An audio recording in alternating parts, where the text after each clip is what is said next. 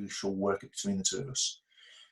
So I think what we'll do is we'll hand over to Maria to get started. Maria. Thank you, Steve. Good evening. I'm delighted that there's actually 49, 50 people in the room, which is fabulous, because often equality and diversity can be a subject that people are a little bit frightened of. So what I hope to do over the next 45 minutes to an hour is just kind of open your mind a little bit around equality and diversity matters. A very brief background of what I do. I'm the District Equality and Diversity Officer, but I worked in Merseyside Police for 30 years. And when I first joined in 1985, it was just the first time that women were really going into the police in larger numbers, but we were still, and still continue to be, I think only about 30% of the force. So at the time when I went on to my shift, I was the only female. I became the only sergeant in my kind of area when I was promoted in Merseyside. And then when I became an inspector in 2000, I was the first female inspector in Liverpool. So it just kind of shows you how difficult sometimes things are for people who aren't the same as other people. And this is what it's all about. It's about celebrating differences. During my time in the police, obviously we went through the Macpherson programme, where the police were called institutionally racist, which once people understood it, they acknowledged that we were. And we did an awful lot of learning, and a lot of the police training always had diversity threaded through it. So I've kind of moved from going into quite a racist organisation in the early 80s through to really understanding why diversity and inclusion is so important. And I went on to teach equality and diversity in Merseyside Police, and I continue to do bits of it since I've left the police, since I've retired. So I hope it's just, it's not political correctness, it's not going to be a lecture, but it is hopefully just to open your minds a little bit to difference and how we can be better people towards each other. So Steve has run through the rules, but I'll just whiz through them quickly. So everyone's on mute, just because we've got 50 people in the room and it's difficult. Normally, equality and diversity would be a topic that we would sit and do exercises, and we would chat and we would talk through why people felt certain ways. It's quite difficult doing it via Zoom, so it is going to be quite front-loaded. But if you do have any questions, as Steve said, you can type them onto the chat. You can raise a virtual hand using the handprint at the bottom, and Steve's going to monitor that. And hopefully that we'll be able to answer any questions. If I can't answer any questions, or you want to message me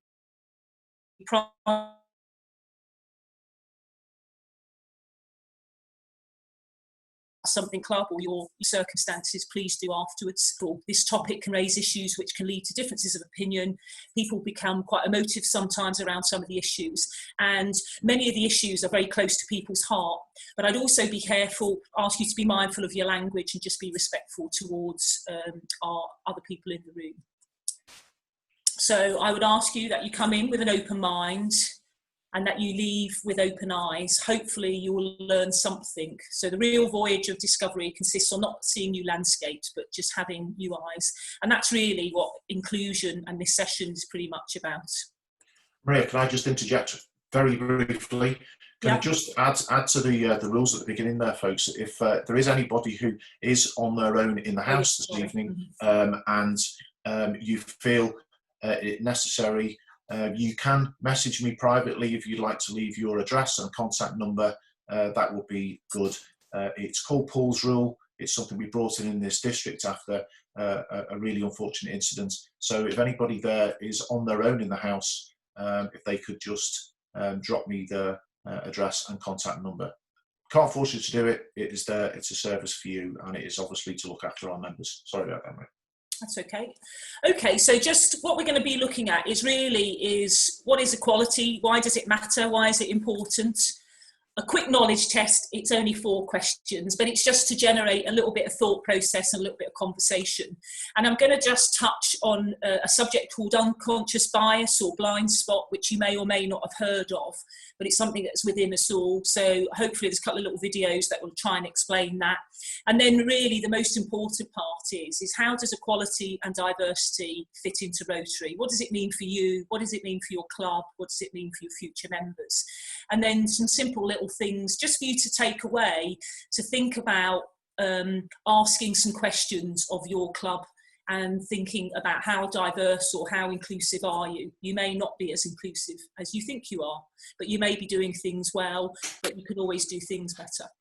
So, sorry, it's just someone else getting admitted. Okay, so why is my slideshow not moving forward? Come on. There we go. Okay, so as I said before, a constant reaction to when I hear people challenge things, or you hear things in the paper that somebody has complained about how they've been treated, the throwaway phrase, oh, this is political correctness gone mad. Quite often, actually, it isn't. It's quite often that somebody has been treated in a way that is unfair towards them. And everybody in the room will have particular things that they are very sensitive about. So, for example, I have a nephew who's got Down syndrome, and I'm particularly sensitive around that issue because I know quite a bit about it, and I would be very sensitive if people made any kind of jokes or things around that kind of disability. And I'm sure other people are the same. We all have our own little pet hates. And what the equality and diversity is about is actually just saying sometimes think before you say something, but also just take a step back. Everybody is unique, no 2 people are the same, and everyone has the right to be valued and respected, and never more so than in Rotary, because we're an organisation that's built up on welcoming people in and doing good in the world. So it's a poor reflection if we then can't treat each other well, if we're going out doing good for others, but actually we're not treating our fellow members or prospective members in the right way. And sometimes it's often not done through people deliberately doing stuff. It's just done through forgetfulness, or just being inconsiderate, or just not thinking. So everybody is equal in terms of everyone is as important as everybody else. So the equality and inclusion is about not treating people equally, but treating them according to their needs. And I think the big word, rather than equality, is actually being inclusive. And it makes good business sense. If you look at any kind of big organisations who have introduced equality and diversity training and practices, they will say that their sickness is significantly lower, their productivity is higher, that they bring forward better leaders, and all in all, it makes for a much better workplace. And although we're not a workplace, we are kind of a business-like organisation in how we're structured and in some of the work that we do. But in essence, it's about doing the right thing. It's not about political correctness. So I'm going to move on as long as there's no questions, Stephen. No, not so far. I can't see any at the moment. No, cool. Okay, so if you've got a pen and paper, that's fine. They're not big questions, but I'm just going to read out 4 questions and just see what your knowledge is around the law, really, and equality and diversity. So the first question is, how many people do the government say in the UK have a disability? And I'll give you 3 answers. Is it 38%, 12%, or 22%? So how many people do the UK government have registered as people with a disability? Okay, number 2. The Equality Act was made law in 2010, and most people would understand that it covers public bodies and government departments, etc.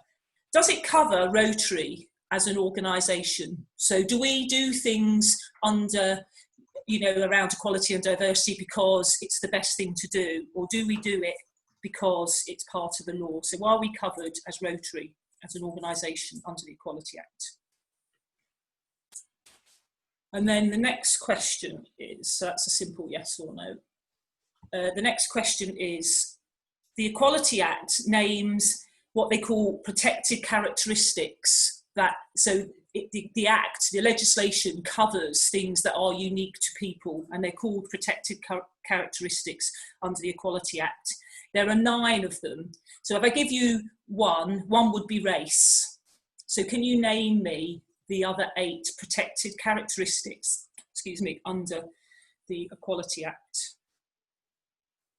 Give you a couple of seconds just to write them down, or just put them into your mind, or if you want to put them in the chat, if you know any of them. Maria, whilst they're just thinking about that, Doreen Martin Stubbs has asked, could you let her know the percentages again? Yes, certainly. So it was 38%, 12%, or 22%. Okay, I'll move on.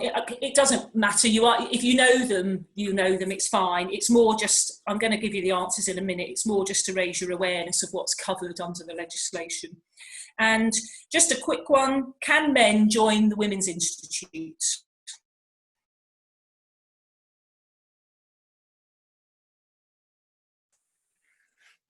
That's a simple yes or no. So number 1. I don't know why this isn't. I've had a request if you can make, speak the questions a little bit slower. Oh, sorry. Do you want me to go through them again? Just the, just that second one again. You've only asked 2, haven't you? Questions? 4. Yeah, 4. Okay, sorry. So the first question was, how many people in the UK have a disability? So it's about 14 million, and that equates to 22%, which is 1 in 5 of the population. Now, this is a government statistic, and it captures people who pretty much declare their disability to the government, so mostly for enable them to get goods and services or benefits. And the government have quite a controversial test around who fits into those categories. And in essence, it's people with a long-standing illness or disability, and that they must have significant difficulty undertaking day-to-day activities. And they have a list of things that they would class, you know, around washing, dressing, all those kind of things. So if that's 1 in 5, if you look at your Rotary clubs, that's quite a significant number as it is. But then if you add to that people who have undiagnosed illnesses or impairments, they have mild learning disabilities or severe learning difficulties, but they may not have opted to apply to the government and be registered, they may not declare that disability. And then if you take in general eyesight and hearing loss, particularly as people get older, and mobility issues, so people who are suffering injuries as a result of accidents, sports injuries, waiting for new hips, new knees, all kinds of mobility issues, and again that's pronounced more as people get older. And then you've got a whole raft of people who are dealing with anxiety and depression, and so the list goes on. So the point of that question is really that disability is very, very common amongst us. And I think if I said to everybody in the room, you know, have you got maybe not what you would class as a disability, but something that you may struggle with a little bit more than other people do, or you may need some extra kind of measures to help you, many people would put their hands up, and if not them, part of their immediate family or close friends. So it's just to kind of reinforce the fact that sometimes we just assume everybody is okay and everybody can do everything that we can do, whereas actually there is a large portion of communities who can't do everything that you can do yourself. So it's just to be thoughtful around that. So number 2 is, yes, Rotary is covered by the Equality Act. So in essence, the Equality Act says it's unlawful to treat anyone differently because of the presence of one or more of the protected characteristics. So it makes it an offence if you treat someone differently because of they possess one of those characteristics. And normally it does cover education providers, transport providers, government bodies, people offering public services, but it also covers a group called organisations and associations. And if an organisation has over 25 members and there's a selection process for people to join, then they come underneath the Equality Act. So Rotary has a responsibility under the law, and that means every Rotarian is also responsible under the law. So not only is it the right thing to do, there is a legal compliance issue for you to do that. So, which may surprise some people. So just moving on, because it talks about these protected characteristics. I don't know how many of you got, but quite often people will maybe get age, disability and race, maybe religion. It also covers religion or beliefs, but also a lack of religion or belief. So you treat somebody differently because they don't have a belief or religion. Gender reassignment, and there's all kinds of legislation around that, which is quite specific. Sex, so how people present themselves, male, female, and there's a whole different raft now of different ways that people want to describe themselves as, and that is their right to do that. Sexual orientation, marriage and civil partnership, so you can't treat people differently because they're married or they're not married. Civil partnership is the same. So that might be something around, you know, somebody is a family person, so you won't give them as many responsibilities as someone who hasn't got any family, perhaps because you think they've got more time. So there's a, you know, or if a particular person needs to bring a person to a function, you know, so if the norm is that husband brings a wife to the function and you're not married, then you can't be discriminated against on the basis that you're not married. And then pregnancy and maternity, which has kind of always been there or thereabouts in the background, but it's now enshrined in the legislation. So we have to treat people appropriately. And Rotary, as I said, is incorporated into that legislation. And the reason it's there is because we select members to come into our organisation. So if anybody could just come to Rotary and just join tomorrow and we have no say about it, then we wouldn't be covered under the Act. But because there is a selection process, and as soon as you get a selection process, you start to get bias and you start to get discrimination, then that's why it's covered under the Act. And then number 4, I don't know if any of you said yes or no, but the answer is no. And the reason is because the Women's Institute is set up as a women's organisation. So men cannot join it, although I do believe that they have an honorary male member. But Rotary set up originally as a men's only organisation, but has now moved, so anybody is now welcome, so men and women, and we can't prevent them from joining, and it would be unlawful for us to do so. So if, hopefully no one out there is, but if anyone in your club is preventing women from joining your Rotary club because of the fact that they are a woman, or preventing a man joining because he's a man, then it's unlawful and you could be challenged and commit offences. So, as I said, it's quite difficult. This is a bit front loaded. So just to break it up a little bit, I'm just going to do a very short exercise. In the next screen, I'm just going to show you a series of photographs. There's 9 in all. This is not designed for you to study them in depth. This is for you to give a quick reaction, almost like you've gone into a room or you've gone onto a train and you've got to make a decision, where am I going to sit? So as soon as you go in there, you're feeling under a bit of pressure, where do I sit? And things will be happening in your brain that tell you where you think you're going to sit. So you've been invited as a club member to attend a training session. You don't know anyone else who's going, and you're feeling a little bit apprehensive when you arrive. You're not sure what to expect. So as you arrive, you're asked to join one of these groups. Which group do you choose? So have a quick look at them, and then your gut instinct. I'll just leave it up for a few more seconds. But just once you've selected, and be honest about why you selected, you don't have to tell me, but kind of go through a thought process about why you've picked a particular group or why you particularly didn't want to go into another group. And if anyone is willing to share that on the chat, that would be really nice, but I do accept that you may not want to, or if you want to give an observation about that, that would be helpful. So Steve, have we got any? We've got questions coming in Okay. and observations whilst people are having a look at that. Let me see. Right. From Elaine would like to know, are there still all male Rotary clubs? I do believe there are, and Steve would probably know better, there are some clubs that have just men, but to be fair, some of those have had women and the women haven't stayed, or they are actively trying to recruit women.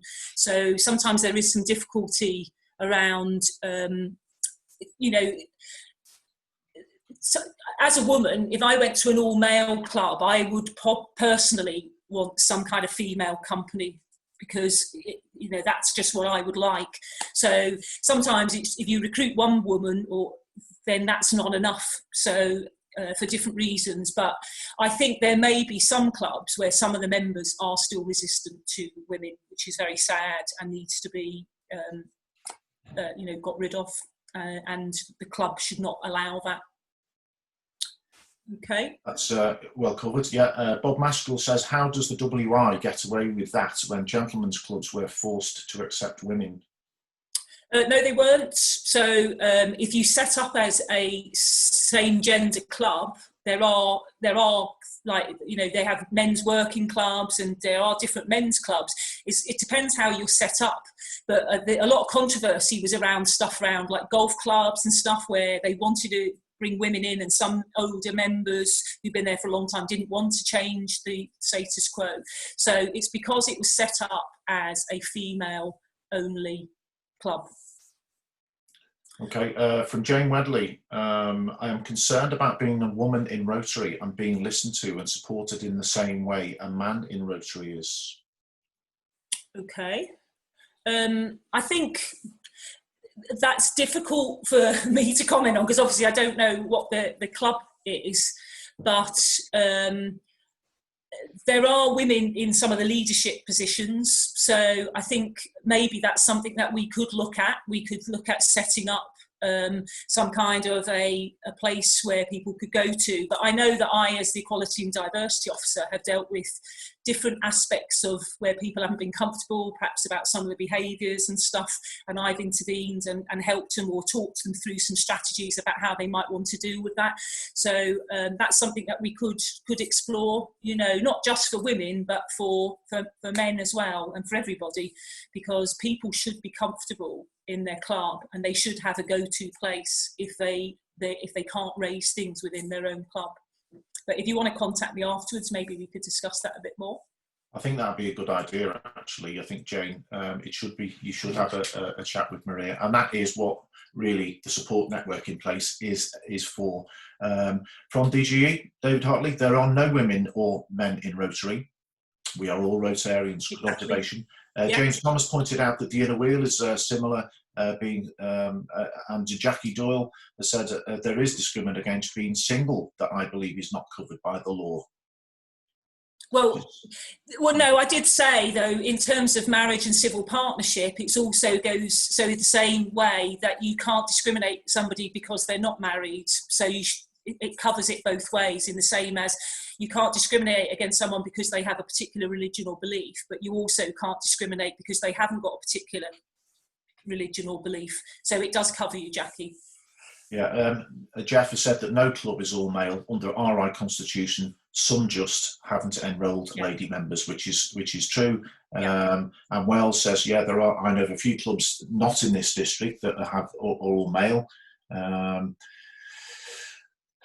I know of a few clubs in this district that are all men. Doesn't matter if they accept women on paper. So there's a few home truths coming out here, I have to say. The US courts decreed that women are eligible. Our constitution was changed accordingly by Col. And there's a few now that are coming in about the pictures. So I think we should. Okay, yeah. So is anyone for the pictures kind of said why they've leaned towards a particular picture or yeah, not? We've got Paul Dutton from Ormskirk. I would go for the middle, as they look as if they're having more fun with a smiley face. Okay. Ian, I would join the bottom left group because it looks quite diverse. I would be apprehensive of joining the middle left group just in case it was a men-only group, and I am a woman. Sorry, I said that was from Ian. You're obviously on Ian's device. I do apologise, whoever that was. Okay. However, I would not be worried to join this group if it was appropriate, and that's actually from Jane Wethnall. Thank you, Jane. Fabulous. Okay. Doreen Marcher Stubbs, I would go for the last picture as it seems a mixture of ages. Thank you very much, Doreen. No, Judith Grant says, no issue with Tarpley. We have women on currently 3 are chairs, all treated equally and respectfully. So that's good news. Jeff says middle right. They look to be working together. Brilliant. Yeah.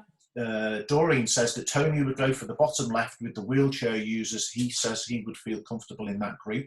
Excellent. Very appropriate. Palavor says, I would go for the last picture, informal. Good. I think the last one looks comfortable, inviting. Patsy said, I'd join. I've just lost you there. But I'd join any, but I find the first one formal. Yeah. And bottom right is there a mixed group. So there's lots of different ones, really. Okay. Said, there's an interesting one from Valerie. Fair play to you, Valerie. She says, I'd go for an all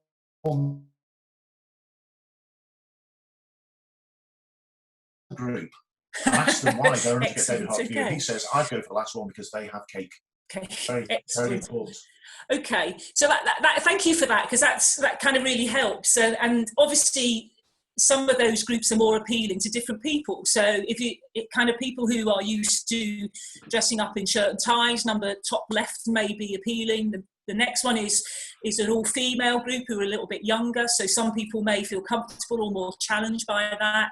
The top right group is, again, all male but very casual. The left-hand group, they're all wearing kind of Arab dress, and all males. The middle group, young but look like they're smiling. The right-hand side is a little bit of this quite formal, but quite an informal setting, which is quite nice.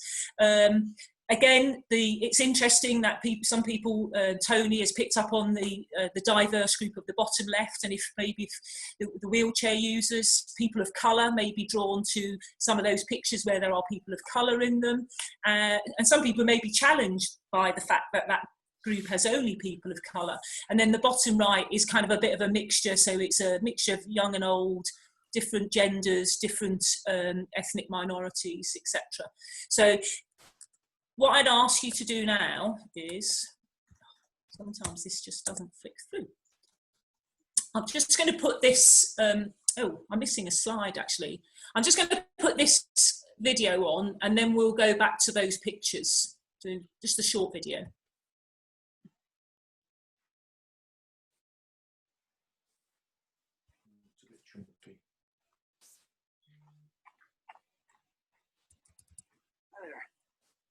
Hi. Nice day, huh? Yeah, finally, right? Where are you from? Your English is perfect. San Diego. We speak English there. Oh. Where are you from? Well, I was born in Orange County, but I never actually lived there. I mean before that. Before I was born. Yeah, well, where are your people from? Well, my great-grandma was from Seoul. Korean. I knew it. I was like, she's either Japanese or Korean. But I was leaning more towards Korean.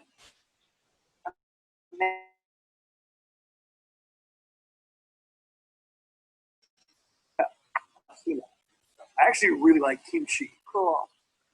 What about you? Where are you from? San Francisco. But where are you from? No, I'm just American. Really? You're Native American? No, just regular American. Oh, well, I guess my grandparents are from England. Oh, well. Talking about the 2 years, it's 14, double, double, toil and trouble. On the gift, bewitch the river, bloody hell. Cheerio. I think your people's fish and chips are amazing. Really? Weird? Must be a Korean thing. You stop that there, Ray. Okay. So, Okay, so the purpose of that little video and just doing that little exercise before was to kind of raise your awareness of what we call unconscious bias or a blind spot. So rather than me explain it, there's kind of 3 main categories in the unconscious bias. I'm just going to play the next little video. It's only a couple of minutes, but hopefully it will explain where some of our thought process come from about how we make those decisions when we meet people and how we go on to speak to them and treat them. So, a second. There we go. How do you decide who makes the team, who gets an opportunity, and who gets cut? We want to believe that we think rationally and objectively, that all of our motivations are pure and free from biases, but we know that's not always the case because of our potential blind spots. Blind spots, or unconscious biases, are mental shortcuts that help us make sense of the millions of pieces of data we take in each day. They can potentially influence our decisions. Not all biases are bad. It's normal to have a favorite sports team or food or prefer being around your own family. Having a bias doesn't always mean you're against something. In fact, the halo effect means exactly the opposite. It's when you favor a person based on a positive first impression. In your mind, they can do no wrong, even when they prove otherwise. And assuming someone will be great at absolutely everything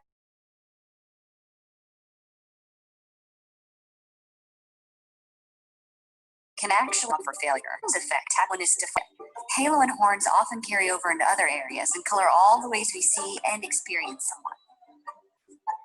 The halo and horns effects can also be reinforced by confirmation bias. Confirmation bias is when we look for evidence that supports our beliefs and ignore evidence that contradicts them. Let's take a little test. What rule defines this number sequence?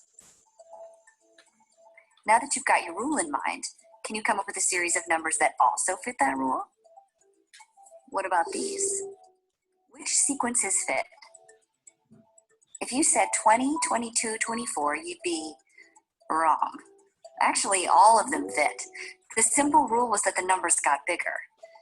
It's likely that your unconscious mind quickly saw a pattern of even numbers that go up by 2, and that narrowed your thinking. This shows that confirmation bias can rob us of other possible solutions. Numerous studies have shown that people are more likely to seek out information that confirms a belief and disregard information that doesn't.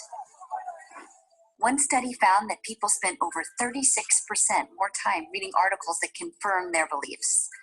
In the business world, this habit could end up squashing innovation before it starts. So what can we do when we're wired to hang on to halo, horns, and pay more attention to things that confirm our beliefs? How can we counteract our unconscious bias? The first step is to be open. Try not to let one shining moment or one speed bump sway your opinion forever. Make sure you look at all the evidence objectively. Play your own devil's advocate and seek out contradictory views. And slow down your thinking. Ask questions and bring in other perspectives to expand your point of view. When we recognize our blind spots, that's when we can get beyond halo and horns. That's when we can overcome confirmation bias.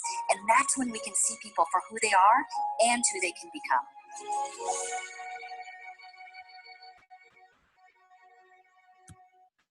Okay,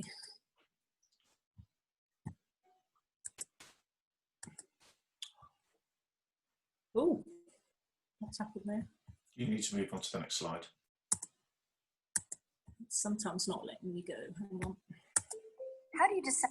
Okay, so having seen the thing about the unconscious bias, so in essence, what it's doing is our brain, I think it gets 11 million signals a minute, but we only process 40 of them. So what we tend to do is we make our decisions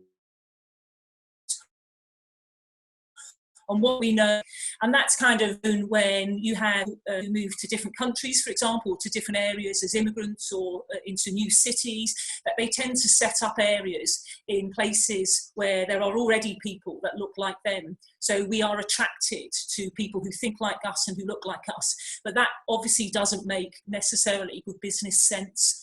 So what I'd ask you to do is, just having kind of had that little bit of an input about the unconscious bias, is now consider yourself as a disabled person, a person with a disability. Think of yourself as a young 20-year-old female, or a 20-year-old male with colour, or a 55-year-old businessman, and which kind of group would you lean towards now? And it kind of just shows that actually sometimes if you look at, if that changes because of who you are, it's just trying to get you to understand that we need to sometimes sit back and look at what we present to other people. So our Rotary clubs, how do they look like to people who don't look necessarily like us? Are they welcoming?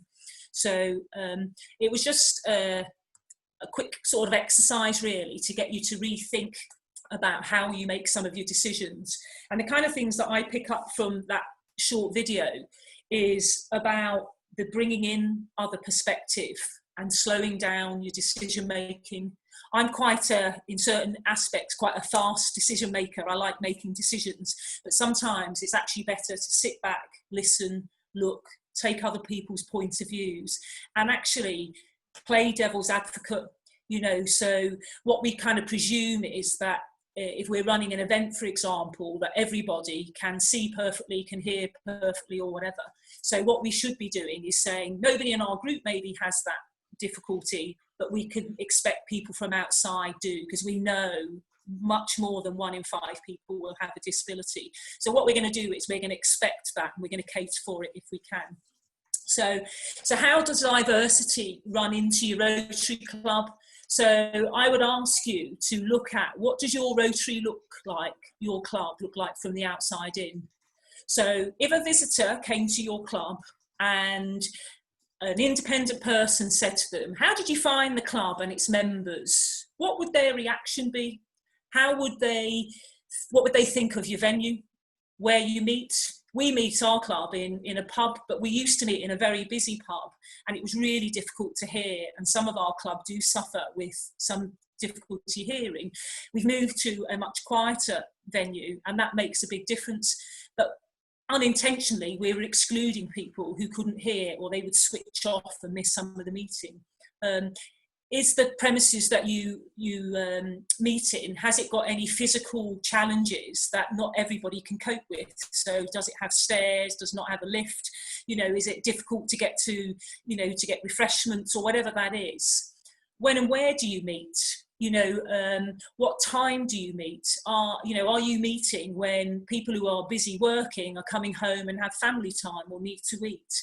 So it's all, what days do you meet on? It's all around considering what do you do as a club, but also how do you invite new people in? I know Steve's club meets in a pub on a Tuesday, but they also now do a secondary meeting in Costa Coffee on a Tuesday morning. So that gives people who perhaps can't get to the evening meeting a chance to come to the day meeting. In our club, and I'm sure lots of you, we're all on Zoom now, we've started doing the Zoom meetings, and our attendance by people who are unable to get to our meetings, particularly because of childcare or family issues, are starting to come to the meetings, and it's lovely to see them and make sure that they're involved. And maybe it's something that we as a club will move forward. How much does it cost to come to your Rotary Club? Ours costs £8. We don't have a meal. You know, we meet in a pub, but most people get a glass of water, you know, so it really doesn't cost a great deal. We went to a PEPS meeting a few weeks ago, and there was a round robin, and some clubs are charging as much as £25 a week because they have meals and different add-ons.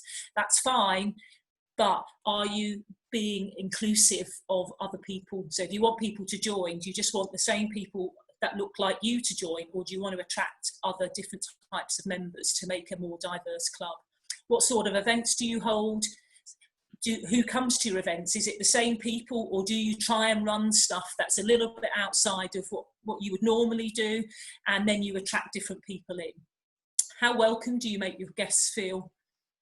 Do you know, as Steve was the DG last year, and we went to lots of different clubs, well, every club in the district, and pretty much everywhere we had the most fantastic welcome, and we were really made to feel very important. That's how your guests, no matter who they are, who turn up at your Rotary Club, should feel when they arrive. Do you do an equality check for all of your events? We do health and safety stuff. That's become kind of pretty much on pat now. We understand why, the necessity of it. GDPR we do. We should be doing equality checks around some key issues, and I'm going to go into that a little bit later on. How relaxed or formal is your club? Some clubs still do have lots of sort of charters, standing up, toasting people, sitting down, and that's fine. I'm not suggesting people throw everything out, but sometimes you just need to have a little bit of a look at your club and decide if you want to attract new members and you want to keep the members that you've got, is there stuff that you could do a little bit differently? I think your big question is, are you inclusive and exclusive? And the big thing is how would you know the answer to any of these questions? The only way you can really do is if you ask people from outside your club for feedback. And sometimes that's quite a difficult thing to do because we don't quite know, we don't want to hear sometimes the answers that we know we may get, or we're a bit shocked when we hear that. I'm quite honest in my feedback, and sometimes people kind of say, oh, you know, that was a bit strong, but actually, you know, in a work environment, you never improve unless you get feedback. And there's just a little side note there saying 90% of Rotarians never introduce another person to Rotary, which is quite a startling statistic. So look at your club from outside in and see if you can bring in, as individuals, new people to your club and make it a more diverse and more exciting club. I'm just going to move on to the next slide. Is there any relevant questions, Steve, on there's something, well, there's been a bit of chat going on between people, actually, which is, it is causing, you know, people to chat amongst themselves, which is really, really good. There was a talk about positive discrimination. Jackie said, what about positive discrimination often done on gender, race, etc.? But I think certainly between Paul Dutton and Jackie, they have hammered that one out, and, okay. and I think that's sorted. One thing I would say, Maria, is when you talked about your club, you talked about it being, you pay £8. Is that £8 a week or £8 a month? A month. Per month, that's right. Yeah. But there are some clubs that are paying more than £8 a week, and I just thought I knew the answer to that question, but obviously, I just thought I'd extract that from you. It was just interesting at the PEPs. Some people were kind of saying, "Well, why do we pay so much?" Do you know, and looking at ways that if they want to, because it is an expensive, it can be an expensive. You know, club really for people to join if that's what they have to pay, and so you will lose people because they haven't got that kind of money. So it's just this is about challenging what you do, and if what you do is okay for your club, that's fine, but it's just trying to get people to think outside the box a little bit. There's one point from Doreen, who says that club charters generally are not inclusive for Tony because they have speakers and are formal. Okay. Yeah, and I think that kind of goes for a lot of different things, you know. you know, there are people who I know haven't attended some charters because there's no wheelchair access, or if the wheelchair access is there, then it's via the back bins, you know, of a hotel or in a service lift, and you go in dressed in your finery. You don't want to be taken around the back. You want to feel important. So all these kind of things. I'm going to talk about that. So I'm just going to whiz through to the next one, which is just doing the same exercise, but what does it look like inside? So how do you integrate new members? And I'm not sitting here saying that we get everything right in our club. We are human, but we've had some new members and we've had some feedback from those members recently. And as a result of that, we're going to change how we introduce new members into our club and make sure that they feel a bit more involved. Quite often we don't recognise the skills, resources and interests that people bring into our club, but we also don't recognise it sometimes of the people who are within our clubs already, or in other clubs where we can, you know, use other people's resources.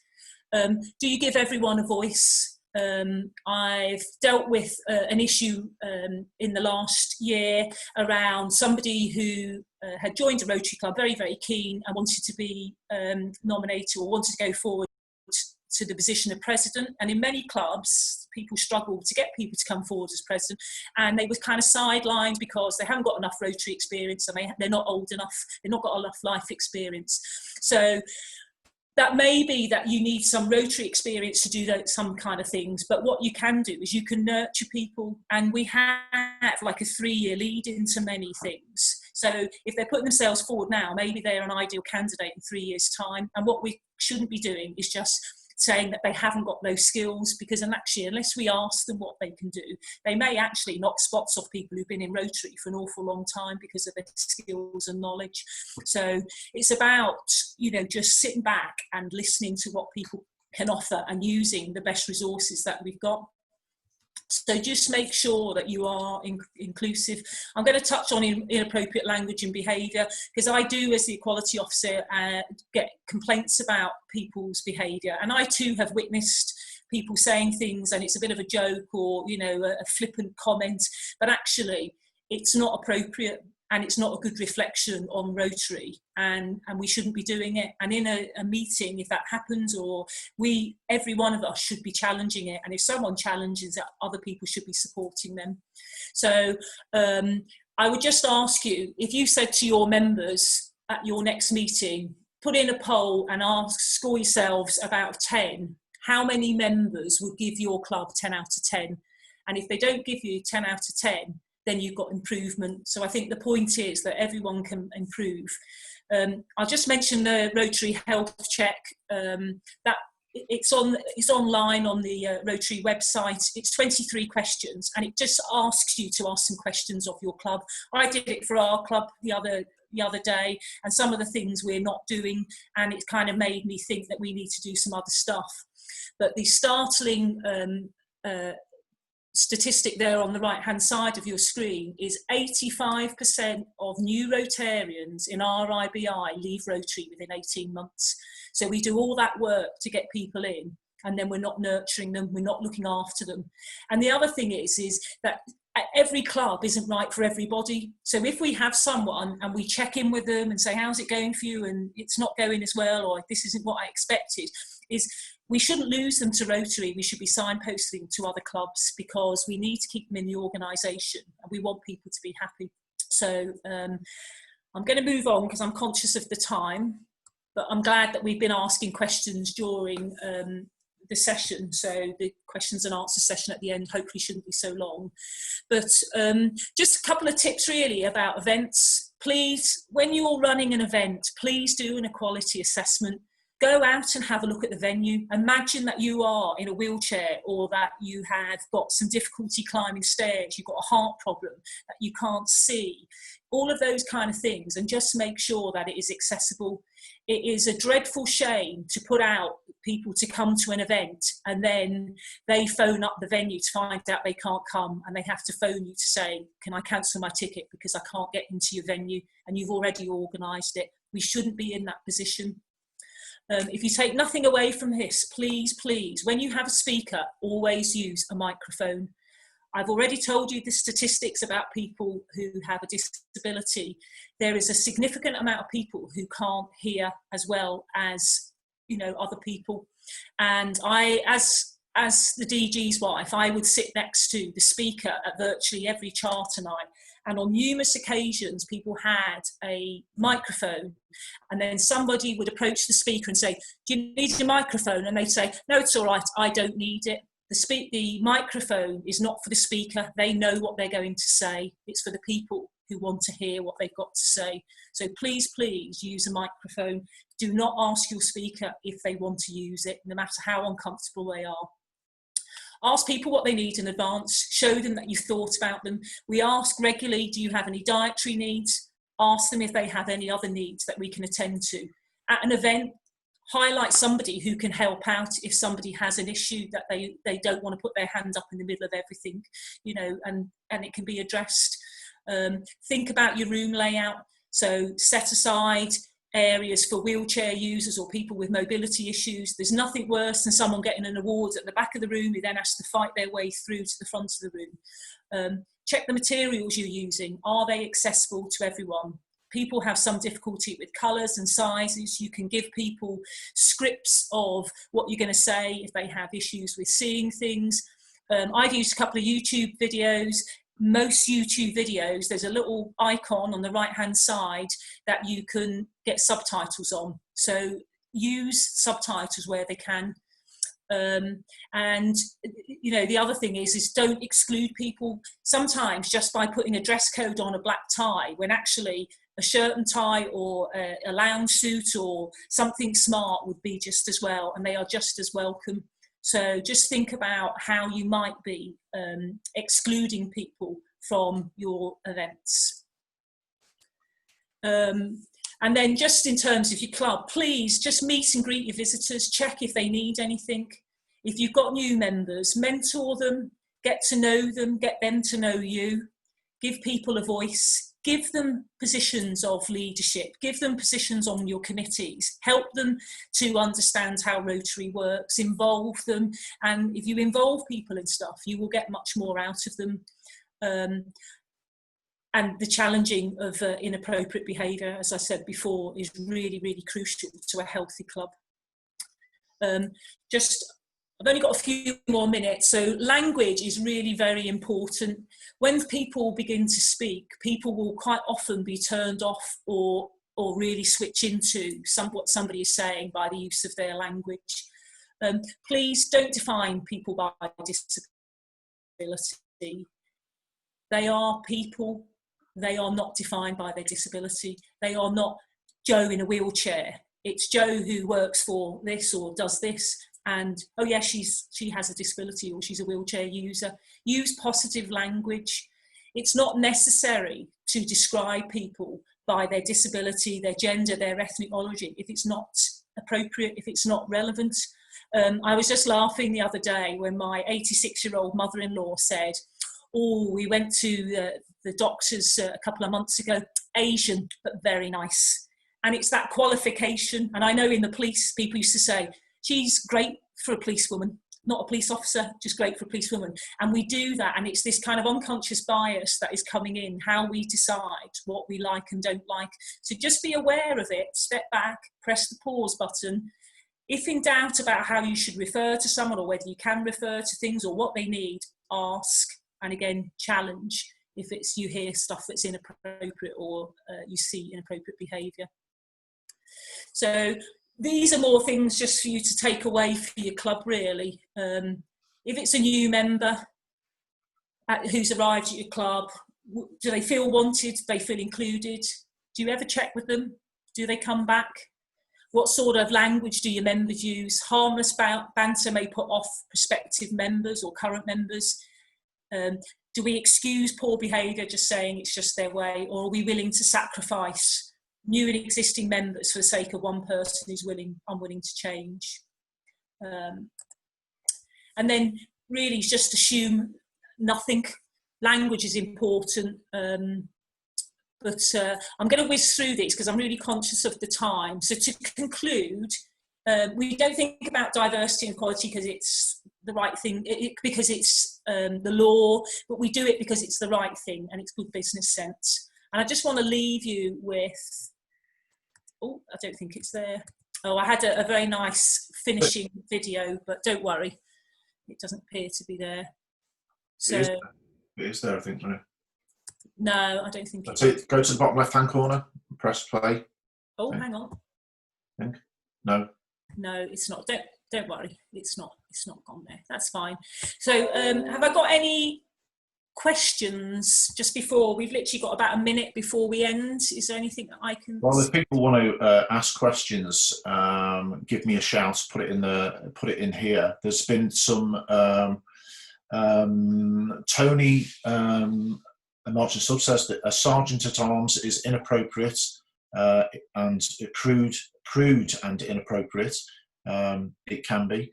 Harmless banter and comedians at charters can be a challenge. That's correct. We've all experienced that sort of thing. It might be a good laugh, but it can be offensive to some people, and we have to think about that. A couple of people saying that we meet in a golf club and there may be dress standards, but then somebody else came back and said, well, we meet in a golf club and it's informal. So I suppose it depends on the actual golf club. And this isn't about me telling you what you should and shouldn't do. This is around just thinking around some of the issues and coming to deciding conclusions about what you think is right and not, but also looking at your unconscious bias, just being aware that where you see the world from, not everybody else experiences it in the same way. And so if you're struggling to attract new members, you may have to look at why is that, and sometimes it's about asking people why are you not interested in joining us. But I think a good question is if somebody looked in at your club, what would they say? How would they describe your club? And if you're comfortable with that, then that's the first question. Whether you're comfortable with it because you don't want to change is kind of a question for your clubs, really. Yeah, I'm just flicking through to see if anyone's actually got their hand up in terms of wanting to ask a question. There's a couple more. There was one that came in from Barry. Barry said, our formal charter night is thoroughly enjoyed by guests and club members. We normally have 100% member attendance. Every club must decide. It's raison d'etre. I hope I pronounced that absolutely correctly. And that's what I'm saying. It's for people to decide if that's suitable for you. That's fine. Lots of people have only one formal evening for the whole year, and then all their others are informal. So it's just making sure, it's just checking in with yourselves that you're doing, what's good for your members, and that everybody agrees with that. Just because everyone goes doesn't necessarily mean that everyone thinks it's the right way to do it. So it's just checking in with people, saying, can we do something differently? Is this good? One of the presidents the other night said I don't know what club it was, but said it's the first time we haven't done a charter. And that would have been like, oh my gosh, scandalous a few years ago. But actually they said, and I think our club are choosing to do them every 5 years. So, there's just different ways of doing things. Yeah, absolutely. There's no harm in doing things differently. Yeah. And Wells says, our club includes a meal. It's £12 a week, so it's not inclusive for all.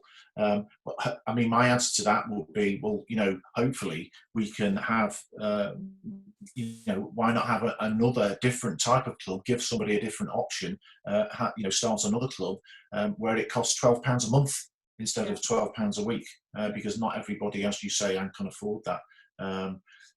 Lots of compliments here, saying what a great presentation, all that sort of thing, Maria, but I don't want you to get too I'm just conscious of the time in case anyone's got it. And Bob Maskell has and Wells says, yeah, that's true. Bob Maskell says, make the meal optional. That's another thing. People are still having their meal, and people are arriving later on to join the meeting. So the meal starts at 6:30, but the meeting starts 7:30 on the dot. Be there for the meeting, and that's what quite a lot of people are doing. Has anybody got any questions that they would like to put, Maria, or any observations? I can't see you all. Maria, do you want to stop sharing your screen? Oh, yes, sorry, of course. I'm not sure how to. Oh, yes, there we go. See if you can. Stop share. So I am really here. It is a bit bizarre because you can't see anything. You're just talking to an empty room. We can see.